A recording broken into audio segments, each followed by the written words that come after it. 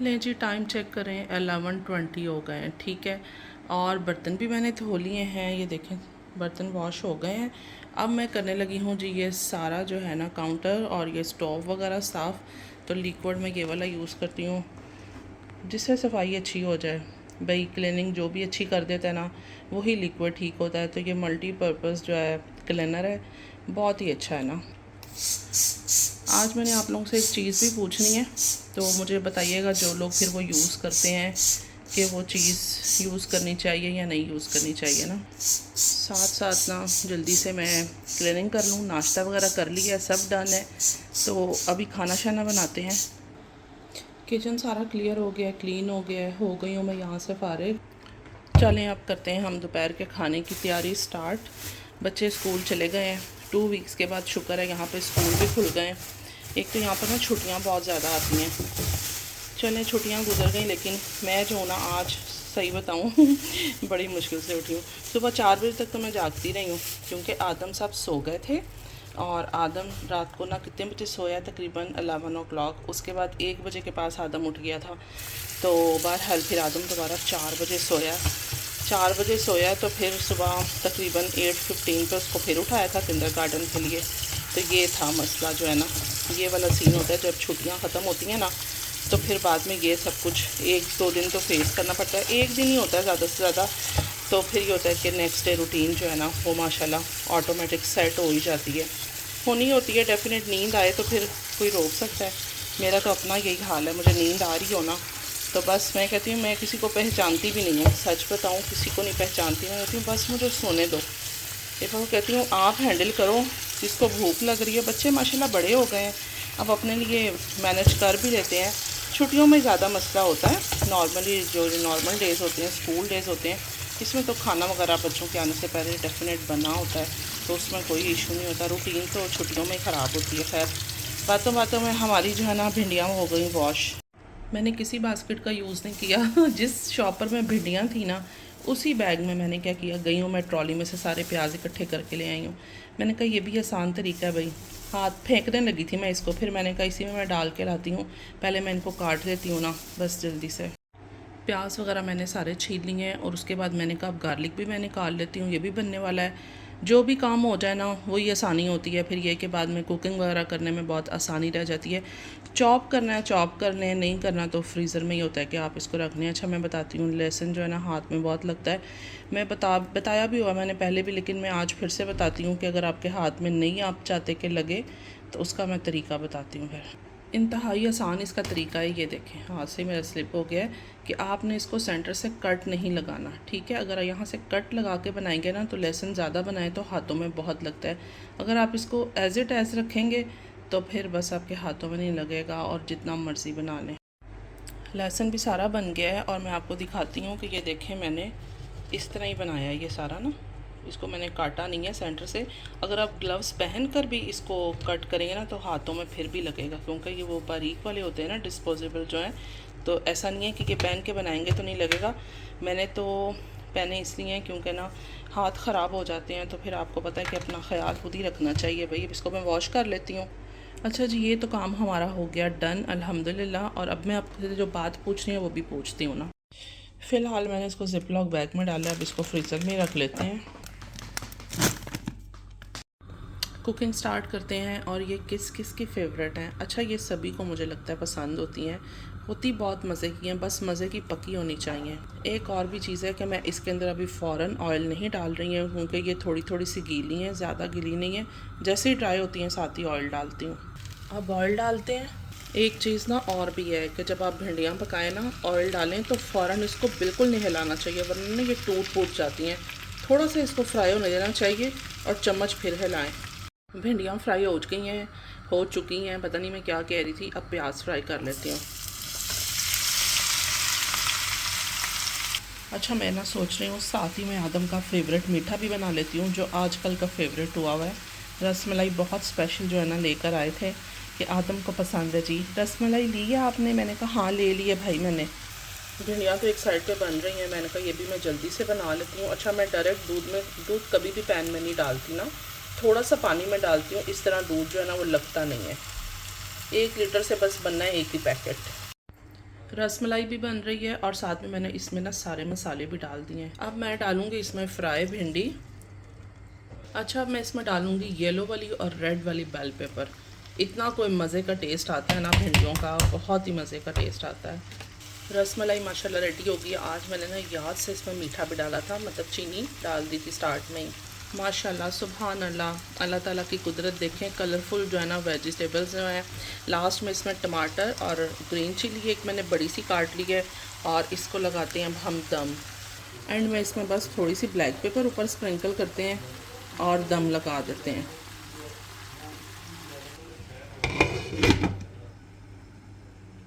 अच्छा, इसके बारे में मैंने आपसे पूछना था कि ये वाला जो ऑयल है, ऑलिव ऑयल मैं लेकर आई थी तकरीबन मेरे ख्याल से 2-2.5 महीने हो गए।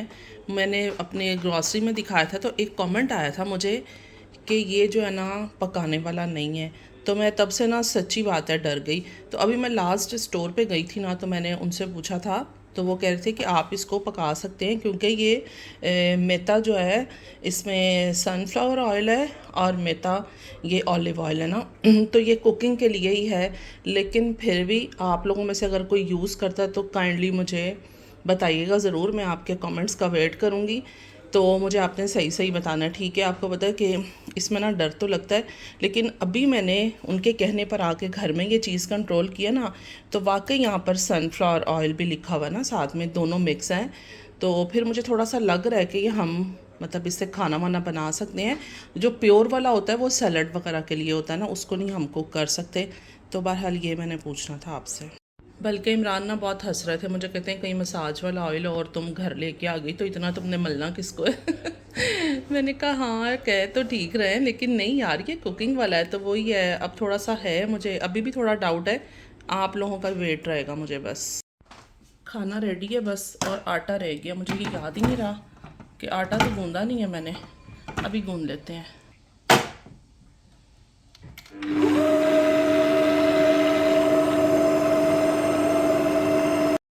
इतने कोई मज़े की खुशबू आ रही है ना, ऐसे लग रहा है कुछ चाइनीज़ बना है बेल पेपर्स की वजह से ना। चलें जी, ये रेडी हो गया। इसका मैं चूल्हा करती हूँ बंद। अच्छा जी, रसमलाई मैंने ना डिश आउट कर ली है। बस इसमें जो है ना ये दूध ये रह गया है, ये भी निकाल लेते हैं। मैंने आराम से पहले रसमलाई निकाली ना बॉल्स, ताकि टूट ना जाएं। और इसके ऊपर हम कोई नट्स भी नहीं डाल सकते क्योंकि उसके मुंह में आएंगे ना तो वो हमारे लिए बन जाएगा मसला। तो हम इसको ऐसे ही छोड़ते हैं, उसने ऐसे ही इंजॉय करनी है। एक बंदे का फेवरेट खाना बन गया है और एक बच्चे की फेवरेट जो है ना स्वीट डिश बन गई है। आटा भी रेडी हो गया। मैं सबको रोटियां बना के देती हूँ और खाने के बाद आपसे मिलती हूँ। चाय शाय पी है हमने, खाना भी खा लिया है, सारा कुछ कर लिया है। और गर्मी बहुत है ना। सर्दियां होन ते सर्दी बहुत है, गर्मियां होन ते गर्मी बहुत है। हाँ डेफिनेट है गर्मी ਜ਼ਰੂਰੀ ਹੈ।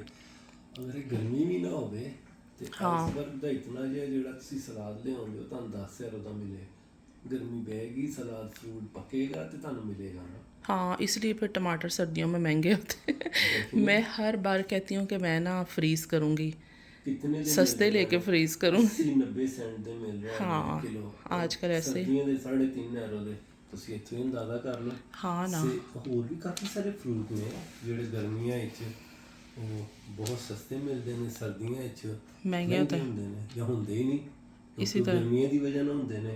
जैसे वासन मिलोने में हाँ, सर्दियों च नहीं ਹੁੰਦਾ। नहीं होता, ऐसे ही है। ऐसे ही है अजकल भी ਉਹਦੀ ਕੀਮਤ ਤੁਸੀਂ ਦੇਖ ਲਓ ਕਿ ਇੱਕ ਤਰ੍ਹਾਂ ਜਿਹਾ ਤੁਸੀਂ ਲਵੋਗੇ ਤੇ 10-12 ਹਜ਼ਾਰ ਦਾ ਬਣ ਜਾਏਗਾ। सबसे ज़रूरी आम जो होते हैं।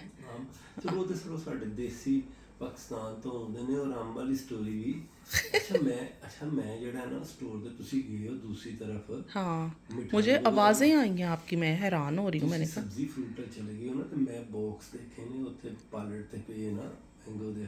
ਤੇ ਮੈਂ ਕਿਹਾ ਚਲੋ ਮੈਂ ਜਾ ਕੇ ਦੇਖਾਂ।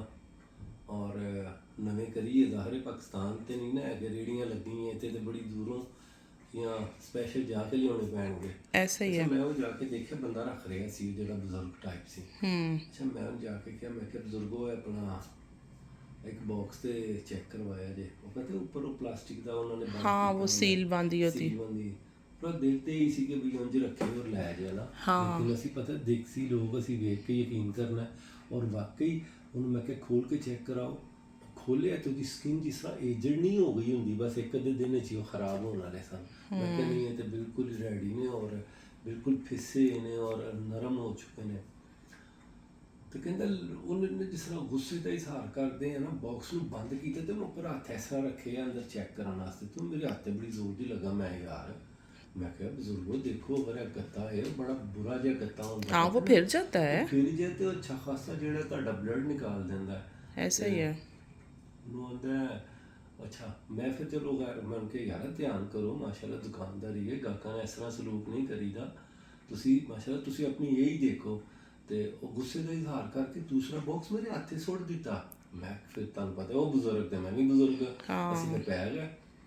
ਮੈਂ ਫਿਰ ਉਹਦੀ ਅੱਛੀ ਖਾਸੀ ਕਲਾਸ ਲਈ ਇਨ ਸ਼ਾਰਟ ਕੇ ਬਈ अच्छा मैंने कहा हाँ आप भी बुजुर्ग, आप तो वैसे बुजुर्ग नहीं है।